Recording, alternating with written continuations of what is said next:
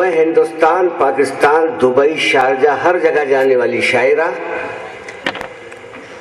جن کا تعلق ہندو گھرانے سے ہے لیکن ان کی عقیدت اور ان کی محبت جو ہے سرکار دو عالم سے ہے، خاص طور پر ان کو ہم لوگوں نے مجبور کیا ہے کہ آج ہندو مسلم قومی یکجہتی کے سلسلے میں واپی اور ہندوستان میں قومی یکجہتی قائم کرنے کے سلسلے میں شیامہ سنگھ سبھا صاحبہ ہندو گھرانے سے تعلق رکھنے والی وہ نعت پاک مصطفیٰ کے اشعار سے اس محفل کو باغ و بہار اور گلزار بنائیں۔ اس کے بعد مشاعرے کی کارروائی کا اہتمام و انتظام جناب اثر صدیقی صاحب کی خدمت میں حاضر کر دیا جائے گا۔ میں شیامہ سنگھ سبھا صاحبہ سے درخواست کر رہا ہوں کہ مائک پر تشریف لائیں اور سرکار دو عالم کی بارگاہ میں نعت پاک مصطفیٰ کے اشعار پیش فرمائیں۔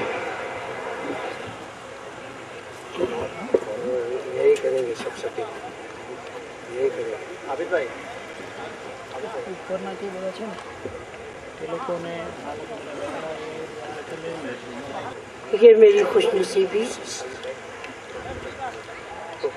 کہ مجھے نعت شریف پڑھنے کی سعادت حاصل ہو رہی۔ مطلع سماعت فرمائیں۔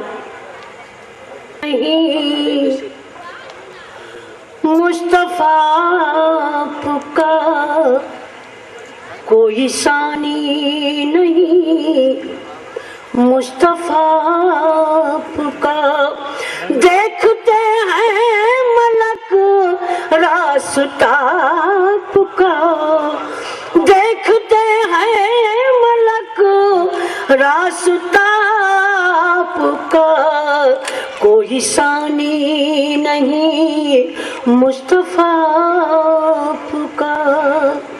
اب کسی رہنما کی ضرورت نہیں، اب کسی رہنما کی ضرورت نہیں، اب کسی رہنما کی ضرورت نہیں، کیونکہ قرآن ہے، کیونکہ قرآن ہے آئینہ کا، کیونکہ قرآن ہے آئینہ کا، کوئی ثانی نہیں مصطفیٰ کا۔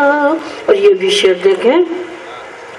ماہ و خورشید دونوں بہت خوب ہیں، ماہ و خورشید دونوں بہت خوب ہیں، ماہ و خورشید دونوں بہت خوب ہیں، ڈھونڈتے ہیں مگر، ڈھونڈتے ہیں مگر نقش پاک کا، کوئی ثانی نہیں مصطفیٰ کا۔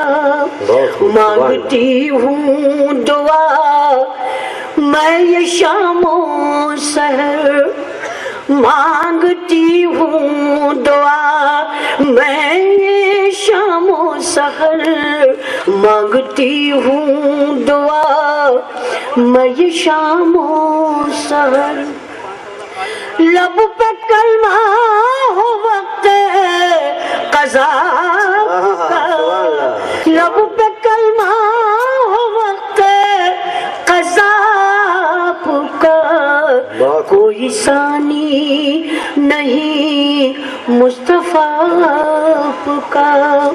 کاش اس بار جائے مدینے کو جب، کاش اس بار جائے مدینے کو جب، کاش اس بار جائے مدینے کو جب، لائے پیغام بادے صبا کا، لائے پیغام بادے صبا کا، کوئی ثانی نہیں مصطفیٰ۔ سبحان اللہ، سبحان اللہ، سبحان اللہ۔